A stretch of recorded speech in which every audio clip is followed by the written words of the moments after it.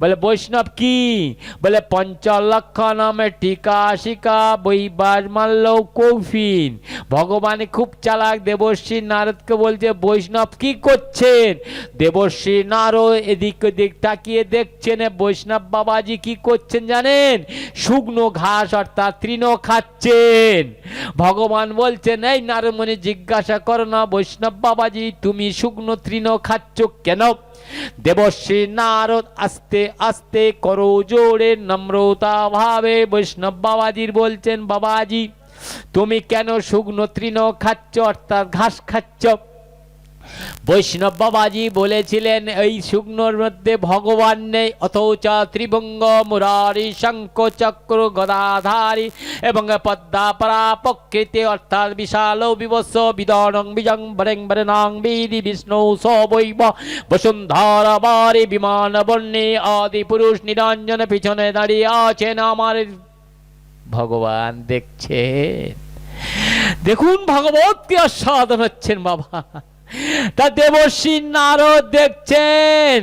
তা ভগবান বলছেন বাবাজির বলো যে তুমি কাঁচা ঘাস খাচ্ছ না কেন?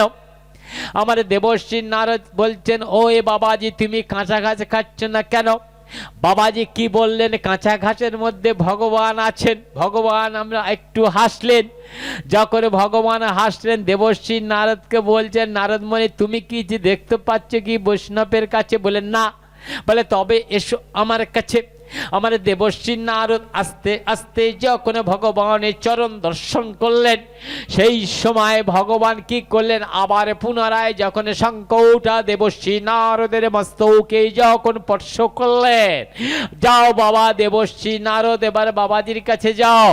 যে বাবাজির কাছে যখন গিয়ে দেখলেন কি নারদমণি এদিক ওদিক তাকায় কি অদ্ভুত দেখুন ভাগবত কি বলছেন জগতে ব্রহ্মাঞ্চে শিক্ষা দেওয়ার জন্য ত্রিভুবনে স্বর্গমত্ত পাতালে অখণ্ড মণ্ডলঙ্কারং ব্যক্তম জ্ঞান চরাচরং তৎপোদিং দর্শৌতি দর্শং তস্मै শ্রী গুরুবায় নমঃ। যখন গেলে দেখলেন আমার তাকিয়ে দেখছেন ভগবান বলছেন দেবর্ষি নারদ তুমি কি দেখছো? দেবর্ষি নারদ বলছেন ভগবান আমি দেখছি বৈষ্ণবের কোমরে একটা অস্ত্র বাঁধা আছে। ও বাবা বৈষ্ণব ত্যাগী যোগী সংসার ত্যাগী নিরামিষ খায় মাঝে মাংস খায় না বৈষ্ণবের কাছে কেন থাকবে অস্ত্র? অদ্ভুত শিক্ষা জগতের ভাগবত কি বলছেন দেখুন বাবা। এইবারে ভগবান বলছেন নারদমণি জিজ্ঞাসা করো বাবাজির কাছে যে কেন তোমার অস্ত্র বাঁধা আছেন? দেবর্ষি নারদ যখন আস্তে আস্তে গিয়ে বাবাজির কাছে জিজ্ঞাসা করছেন বাবাজি নারদমণি বুঝতে পেরে গিয়েছিলেন বাবা এ কি বড় ভক্ত আমার থেকে ভক্ত বড় কেন অস্ত্র আছে বৈষ্ণবের কোমরে? এ চারটিখানি বৈষ্ণব না বহু জন্মের স্বীকৃতি ফলে 84 লক্ষ জনে ভ্রমণ করে কোটি কোটি জন্ম সাধনা করে ও বাবা বৈষ্ণব দর্শনে পাওয়া যায়। তা বলে কলিযুগের বৃন্দাবন নবদ্বীপ থেকে খুব সাবধান বাবা। অনেকে বৈষ্ণব সেজে আসে সজ্জিত খুব সাবধান। চিনে নেবেন বৈষ্ণবের মধ্যে নববিধা ভক্তি থাকবে স্মরণ ভর্ৎসনা আত্মনিবেদন জ্ঞান বিবেকে বৈরাগ্য। আমি যেখানে যাই সর্বত্র কথা বলে বাগো। অনেকে মায়েরা আমার কাছে ক্রন্দন করেছে অথচ কেঁদেছে বলে কেন বাবা? এইরকম বৈষ্ণবের গুণাগুণের কথা আমি বলছেন খুব সাবধান। অবা কোনো মা যদি স্বর্ণকরে গিয়েছে সোনা বিক্রি করেন স্বর্ণকর কি করে আইন চেষ্টা খুলে ক্যাট করে ন্যাস্টিক অ্যাসিড দিয়ে কোষ্ঠী পাথর দিয়ে যাচাই করে আসল কিনা কো। তা বৈষ্ণব মানুষকে চিনবেন কি করে? মানুষের দেখে যাবে চরণ থেকে মাথা পর্যন্ত একেবারে লক্ষ্য রাখবেন। ও বাবা কলিযুগের বৈষ্ণবরা এখানে আসেন যে মায়েরা মাতৃজরপিনী যে মায়েরা আজকের আমরা মানুষের স্তনকে মাদের দেখতে হবে। বৈষ্ণব যদি প্রকৃত হয় মাদের কোন দিকে তাকাবে? মায়েদের আমাদের চরণ দিকে তাকাতে হবে সেই হবে প্রকৃত বৈষ্ণব সেই হবে জ্ঞানী। আজকের রামকৃষ্ণ সারদা মণিকে নিজের স্ত্রীকে মাতৃজ্ঞানে পূজা করেছিলেন। তা আজকের কলিযুগের অনেক বৈষ্ণব সাধু আছেন বাবা তাদের লক্ষ্য সবসময় মায়েদের মুখের দিকে। কেন? এ কোন সাধু কোন বৈষ্ণব? আমি সর্বত্র জায়গা যায় মায়াপুরে নবদ্বীপ ইছাপুর সদগরিয়া বৈষ্ণব আশ্রম হাসনাবাদ হিমালকার সর্বত্র জায়গা আমি তুলে ধরি খুব সাবধান। তাই বলছি আজকের যখন আমার দেবর্ষী নারদ দেখছেন, ভগবান বলছেন কি দেখছো? বলে বৈষ্ণবের কোমরে অস্ত্র বাঁধা আছে। জিজ্ঞাসা করো যে বাবাজি তোমার কোমরে অস্ত্র বাঁধা আছে কেন? বাবাজি তখন বলছেন নারদমণি কোমরে কেন অস্ত্র বেঁধে রেখেছি জানো? বলে কেন? তাহলে শোনো। ভগবান চুপচাপ দাঁড়িয়ে আছেন, শুধু শুনছেন। দেখি আমার নারদমণি বড় কি আমার বৈষ্ণব বাবাজি বড়? তখন নারদমণি বলছেন তোমার কোমরে অস্ত্র বাঁধা কেন? বাবাজি আছে বলছেন দেখো বাবা, আমি ত্রিভুবনে স্বর্গমাত্র আজকের এই সমস্ত জায়গা তিনজনকে খুঁজছি। হ্যাঁ, তিনজন সে কে কে? ভগবান তো জানতে পেরেছে তিনজনকে, ভগবান সব জানা আছে, কিন্তু আপনার আমার জানা নেই। আমরা কোনো ছেলের পড়াতে গেলে নিজে অন্যমনস্ক হয়ে যায়। আর সাধুগুরু বৈষ্ণব যখন হরি নাম করে মুখের মধ্যে, তখন তলার মধ্যে তুবলির মধ্যে হরে কৃষ্ণ বলে, আবার চলতে চলতে এদিক ওদিক তাকায়, সেটা কি নাম হলো না। সেই জন্যে ভগবানকে পেতে হলে এক ঘরের কোণে এক গভীর মনে সাধনা করলে তারপর ভগবানকে পাওয়া যায়। এক মনে একগ্র চিত্রে যেমন পেয়েছিল উদ্ধবে, যেমন পেয়েছিল ধ্রুব, যেমন পেয়েছিল আমার ছোট্ট প্রহ্লাদকে। আর এখন কলিযুগের আমরা এত বড় ভক্ত, এত সাজা সেজেছি, মালা জপছি, কই একবার তো আমরা ভগবানের চরণ দর্শন পাই না। তাহলে কেমন ভাবে ভক্ত হতে হবে? সেই জন্য ভগবান বলছে আমি সবার কাছে পারি গো, আমি দুটো জিনিসের কাছে পারি না। সে দুটো কি? এক হচ্ছে অহংকার আমিত্বের মধ্যে। ভগবান হাসে কখন গো? বাবা যখন দুটি ছেলে সম্পদ যখন বেচে দেয়, মানে মেপে দেয়, আমিন দিয়ে খোঁটা মারে, তখন ছোট্ট ভাই বড় ভাইয়ের ধাক্কা মারে, ভগবান সেই সময় হাসে। আর ভগবান কাঁদে কখন গো? যখন ভক্ত অর্থাৎ জো প্রজাপন্তে ভজম বাহম, যে ভক্ত দিবানিশি কাঁদে, যে ভক্ত যন্ত্রণা পায়, যদি একবার আমার চোখের জল ফেলে, আমি বৈকুণ্ঠ ধামে থাকি না, আমি গোলক ধামে থাকি না, আমি আছি সেই ভক্তের কাছে ছুটে। সেই জন্য ভক্তে আমি ভক্তের কাছে বাধা, আমি ভক্তের কাছে হেরে যাই, শুধু চোখের জলে ভগবান হেরে যায়। আর আজকের আমরা মানুষ হয়ে কি একটু মহাভারত রামায়ণ ভাগবত শিখলাম, শাস্ত্র আমরা বিক্রি করছি, শাস্ত্রী বড়াই করছি, শাস্ত্রী আমি এই জানি। বাবা শেখার শেষ নেই, ছোট্ট বালকের কাছে শেখার আছে গো। যতদিন বাঁচি ততদিন শিক্ষা আছে জগতে। তাই আমার ডাক্তার অ্যানিবেসেন বলে গেছেন, ইষ্টকের উপর ইষ্টক দিয়ে দেওয়াল হয় না। ইষ্টকের ব্যবধান, মিস্ত্রি যখন সিমেন্ট বালি দেবে দেওয়ালটা শক্ত হয়ে যাবে, পড়বে যাবে না। তাহলে প্রশ্ন করুন, আজকের আমাদের দেহ হিন্দাবন 3.5 দেওয়ালকে কি দেবে? সিমেন্ট বালি। এখানে মা প্রদীপের তেল দিয়ে, যতক্ষণ প্রদীপের তেল থাকবে প্রদীপটা দাউ দাউ করে জ্বলবে। প্রদীপের তেল যখন ফুরিয়ে যাবে প্রদীপটা দাপ করে নিভে যাবে। মাগো এই অদম সন্তান ভাগবত বলে যাচ্ছেন, মাগো কোনোদিন এই 3.5 দেহকে নষ্ট করো না, এই 3.5 দেহটাকে কোনোদিন ধুলায় মিশিয়ে দিও না। এই মানব জীবন বহু জন্মের সংকৃতি ফলেছিল, 1,00,000 করে 4 লক্ষ এই মানুষ জন্ম এসেছে গো।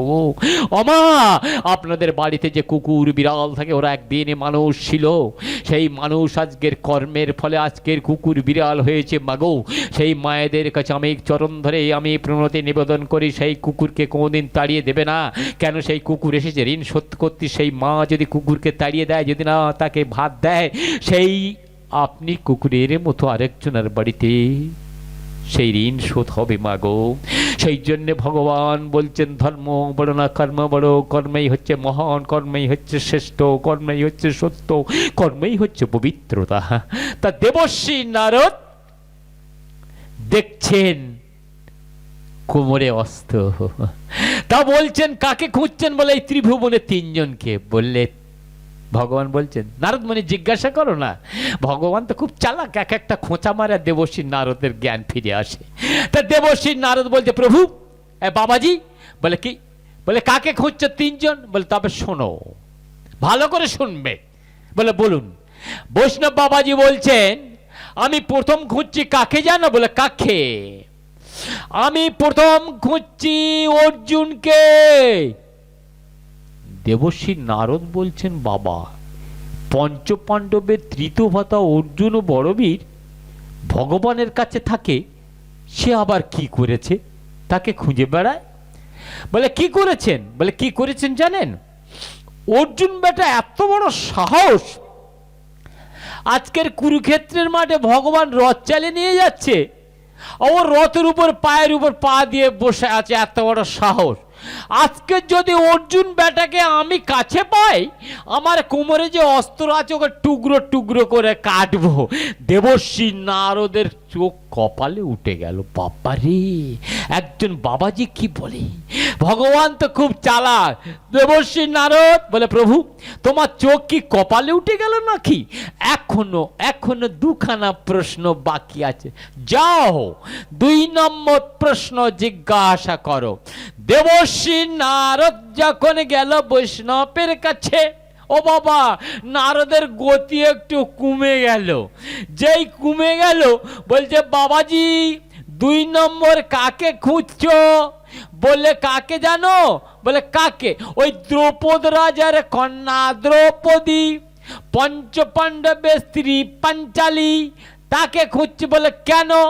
ওই পাঞ্চালী দ্রৌপদী বেটি ওই ভগবানের এঁটো ভাত খাইয়েছিল বলে, যদি ওই মা দ্রৌপদীর একেবারে পাই, আমার কোমরে অস্ত্র আছে, টুকরো টুকরো করে কাটবো। যে এই কথা বলেছে, দেবর্ষি নারদ একবার বোকা হয়ে গেছেন। ভগবান বলছেন, নারদ মুনি তুমি বোকা হলে কেন? এখনো অনেক কাজে বাকি, তাই এসো বাবা আমার কাছে। দেবর্ষি আস্তে আস্তে যখন ভগবানের কাছে এলো, ভগবানে পুনরায় পুনরাবৃত্তি আবার যখন সংকটা মাথায় স্পর্শ করলো, যাও আমায় তুমি এই বাবাজির কাছে 3 নম্বর প্রশ্ন জিজ্ঞাসা করো। আমার দেবর্ষি নারদ আস্তে আস্তে ভগবানের কৃপায় যখন বৈষ্ণবের চরণ দর্শন করছেন, হে বাবাজি বলো তোমার শেষ প্রশ্ন 3 নম্বর প্রশ্নটা কি? আমার দেবর্ষি নারদের কাছে বলছেন, বৈষ্ণব বাবাজি তবে শোনো। বাবাজি বলছেন 3 নম্বর কে? বলে কে? 3 নম্বর হচ্ছে থাকে বৈকুণ্ঠ ধামে, ভগবানের চরণ সেবা করে, বড় ভক্ত। সেই ভক্ত বড্ড বিরক্ত করে। সেই বৈকুণ্ঠ ধামে মর্ত ধামে আমার ভক্তরা সারাদিনে কর্ম করে এসে নিদ্রায় যায়, ও একতারা বাজিয়ে বাজিয়ে নিদ্রা ভেঙে দেয়। নারদ মুনি বলছে কে? বললে সেই ব্যাটার নারদ। কিন্তু নারদ মুনি কথা বলছেন, সঙ্গে সঙ্গে দেবর্ষি নারদ ভগবানের চরণ আর ছাড়ে না। বলে হে ভগবান, আমার শিক্ষা হয়েছে, আমার জ্ঞান ফিরেছে, আমার চৈতন্য হয়েছে, আজকের বাবাজির কাছে শিক্ষা পেলাম, উনি বড়, প্রভু আমার ক্ষমা করে দাও। ভগবান বলছে, তথাস্তু নারদ মুনি, এখনো অনেক কর্ম বাকি, তুমি এক কাজ করো, তুমি বৈকুণ্ঠ ধামে যাবে না, এই মর্ত ধামে যাও। বলে কেন? বলে আমার যে ভক্তগুলো আছে, কে কত কষ্ট পাচ্ছে, যন্ত্রণা পাচ্ছে, সেখানে যাও। দেবর্ষি নারদ আর বৈকুণ্ঠ ধামে গেলেন না, উনি ভগবানের কাছ থেকে চরণ দর্শন করে কৃষ্ণ নাম করতে করতে যখন মর্তধামে যায়, দেখা হলো কার সাথে? বাবা, দেখা হলো আমাদের ব্রাহ্মণ। ব্রাহ্মণে কাকে বলে? ব্রহ্ম জ্ঞান যার আছে, নববিধা ভক্তি আছে যার, তার উপনয়ন আছে। ব্রাহ্মণের যখন দেখা হলো সামনে, তখন ব্রাহ্মণ বলছেন, এই নারদ মুনি, তুমি অসময় এই মর্তধামে ঘুরছো, তোমার কাজ তো সেই ইয়েতে বৈকুণ্ঠ ধামে। তখন নারদ মুনি বলছেন, না প্রভু আমার পাইটেছে এই জগতে ব্রহ্মাণ্ডে কে কেমন ভক্ত কষ্ট পাচ্ছে, কি করছে। বলে তাই নাকি? বলে হ্যাঁ। বলে বৈকুণ্ঠ ধামে যাবে? বলে হ্যাঁ। যখন ভগবানের কাছে যাবে আমার কথা বলবে। কি কথা? ও বাবা, এখন কলিযুগের ব্রাহ্মণ আমরা শুনেছিলাম, ক্ষমা করবেন কোনো ব্রাহ্মণ থাকলে, সত্যযুগে ব্রাহ্মণের নাকি মুখে আগুন জ্বলতো। ও বাবা, এখন কলিযুগের ব্রাহ্মণদের জ্বলে না কেন গো? তাহলে চিন্তা করুন, এরা ক্রোন ব্রাহ্মণ। ও বাবা, আপনার বাবা মারা গেছেন, শ্রাদ্ধ হবে, তখন পাঁজিটা খুলে ব্রাহ্মণ দেখে ত্রিপাদ দোষ পেয়েছে। ও বাবা, ত্রিপাদ দোষ মানে 3টে দোষ, কি করতে হবে ঠাকুর মশাই উদ্ধার করো। বলে হ্যাঁ, তোমার বাবা দোষ পেয়েছে, ভূমিদান ও স্বর্ণদান ও গাবিদান ও বৃক্ষদান করতে হবে। আর একটা ব্রাহ্মণের দ্বারা হবে না, 10টা ব্রাহ্মণ লাগবে। এ তখন বলল, বাবা আমি তো যাদবপুরে খেটে খাই, তাইলে আমি কি করে উদ্ধার পাবো? হবে, এই 10টা ব্রাহ্মণ নিয়ে এলে শ্রাদ্ধ করতে হবে, 10 জায়গা বসবে, গীতা পাঠ করবে, চণ্ডী পাঠ করবে, রামায়ণ করবে, মহাভারত করবে, অনেক কিছু হবে। ও বাবা, তাইলে আমি যাদবপুরে খেটে যাই, তাইলে আমি অন্ন জল করতে পারবো না, অনেকে শরীর ব্যবসা করে, তাহলে আমার বাবা উদ্ধার হবে না। ভগবান বলছেন, ওরে কলিযুগের ভক্ত, আমার কাছে কাঁদো, আমার কাছে তোমরা দুঃখ জানাও, আমার কাছে শরণাগত হও। মা দ্রৌপদী যখন স্বয়ংবর সভায় উলঙ্গ করছিল দুঃশাসন দুর্যাধন, পঞ্চ পাণ্ডবের সমস্ত বড় বড় ভাই ধর্মপ্রাণ যুধিষ্ঠির, ভীম অর্থাৎ বৃকোদর অর্থাৎ অর্জুন অর্থাৎ নকুল, সহদেব ছিল নীরবে নিবৃতভাবে মাথা নত করেছিলেন, কেউ উত্তর দেননি। কেন? ধর্মপ্রাণ যুধিষ্ঠির যেখানে আছেন বড় ভাই, আর এখন কলিযুগের আমরা বড় ভাইয়ের সম্মান দিই না। বড় ভাই কি বলছে আমরা তাকে মানি না। কেন? আমরা নরকে যাব না। নরক কোথায়? 9,27,000 বর্গ মাইল নিচেন আছে কে ওখানে? সূর্যের পুত্র যম, যমের হিসাবযুক্ত কি নাম? চিত্রগুপ্ত। কেন আছেন?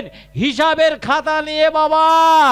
একদিনে ভগবানের কাছে কাঁদছে চিত্রগুপ্ত, হে ঠাকুর, পৃথিবী স্বর্গমত্ত পাতাল থাকতে কেন আমার নরকে স্থান? আমার ত্রিভঙ্গ মুরারি ভগবান হাসছে। চিত্রগুপ্ত রে, তোমাকে কেন একটি জানো ওই 9,27,000 বর্গমাইল নিচে? বলে কেন প্রভু? এই কলিযুগের যে ভক্তগুলো না, যে কে কেমন কর্ম করছে তুমি খাতায় লিখে যাবে, সব হিসাব দিয়ে। ও বাবা, আজকের আমি ভাগবত পাঠ করছি বলে রেহাই পাবো? আপনি পাবেন, কোনো মা পাবেন? পাবেন না। তাই আমি অনুরোধ করবো সেই মা বাবাদের কাছে, পিছনে যে ফেলে দাও, সামনে আগিয়ে চলো। যা করেছো শরণাগত হও, ক্ষমা প্রার্থনে হও। যা মা যখন দেখলে আমার পঞ্চস্বামী উদ্ধার করছে না, তখন কি করলেন? এক হাত স্তনে হাত দিয়ে ভগবানের কাছে ভগবান বলছেন না। অবাক, আমরা অনেক বাবা মায়েরা মন্দির দিলি এক হাতে প্রণাম করে, হলো না। ঠাকুর মুখ ঘুরিয়ে না, এক হাতে প্রণাম হবে না গো। মা দ্রৌপদী যখন স্তন ছেড়ে যখন দুটি হাত তুলে ধরলেন, ভগবানের কাছে শরণাগত হলেন। রক্ষা করো হে জগৎ প্রভু, রক্ষা করো হে ভগবান।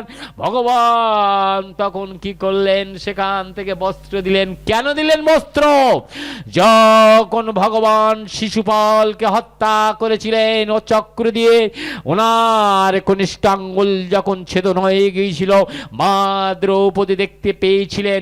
সঙ্গে সঙ্গে মা দ্রৌপদী সেই আঁচল ছিঁড়ে ভগবানের রক্ত সেই বন্ধ করে আঙুলটা বেঁধে দিয়েছিলেন। ভগবান বলেছিলেন, মা দ্রৌপদী, আমি কোন সময় তোমার ঋণ শোধ করব? তখন ভগবান সেই সময় মা দ্রৌপদীর সেই কাপড় দিয়েছিলেন, তার উলঙ্গকে নিবারণ করেছিলেন। তো আজকের আমার দেবর্ষি নারদ যাচ্ছে যখন, ব্রাহ্মণ বললেন, নারদ মুনি তুমি যখন বৈকুণ্ঠ ধামে যাবে আমার কথা বলবে। ব্রাহ্মণ বলছে, দেখুন বাবা, তুমি বৈকুণ্ঠ ধামে যাবে আমার কথা ভগবানকে বলবে। বলে কি কথা? বলে আমি কেমন করে পুজো অর্চনা করে সেই যজমানের বাড়ি চাল ডাল নিয়ে আমি সুখে থাকবো?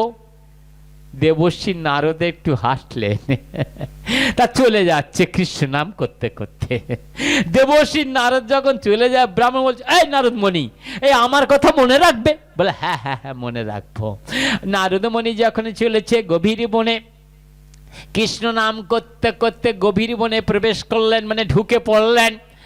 গিয়ে দেখলেন একটা বটবৃক্ষের তলায় আমারে বসে বসে কৃষ্ণ নাম করছে, কোনো দিকে তাকাচ্ছে না। দেবর্ষি নারদ অবাক হয়ে গেলেন, ভগবান একই এত বড় ভক্ত যে কোনো দিকে তাকাচ্ছে না, কৃষ্ণ নাম করছে, জুতো সেলাই করছে। আর এখন কলিযুগের আমরা ভক্তরা এদিকে মুখে নাম করছি, তোবলা আমরা মালা জপ করছি, এদিক ওদিক তাকাচ্ছে, আলুর দাম কত জিজ্ঞাসা করছি। বাবা দেখুন ভাগবত কি বলছে। তা দেবর্ষি নারদ যখন দেখলেন ভগবান এত বড় ভক্ত, কোনো দিকে তাকাচ্ছে না, জুতো সেলাই করছে আর কৃষ্ণ নাম করছে, নারদ মনি বলছে, এই কে তুমি? কোনো উত্তর নেই। এই তুমি কি করছো? কোনো উত্তর নেই। এই তুমি কৃষ্ণ নাম করছো কেন? কোনো উত্তর নেই। এই তোমার নাম কি? উচ্চ স্বরে যখন দেবর্ষি নারদ যখন বললেন, তখন রুইদাস মুচি কি করলো বাবা? এই আপনার বাড়ি জন্য কোনো অতিথি আসে কি করতে হয়? প্রথম মায়েরা বসার আসন দেয়, তারপর চরণ ধৌত করে দেয়, তারপর সেবার ব্যবস্থা। আমার দেবর্ষি নারদকে কি দিলেন বাবা? এখানে আমার মা যেমন আসন দিলেন বাবা, তখন আমি বসে পড়লাম। ওখানে দেবর্ষি নারদকে কি দিচ্ছেন দেখুন বাবা। আমার সেই রুইদারে মুচি চামড়ার ব্যবসা, একটা ছোট্ট পাত্র চামড়া দিল, আমার দেবর্ষি নারদ বসে পড়লেন। দেবর্ষি নারদ বলছেন,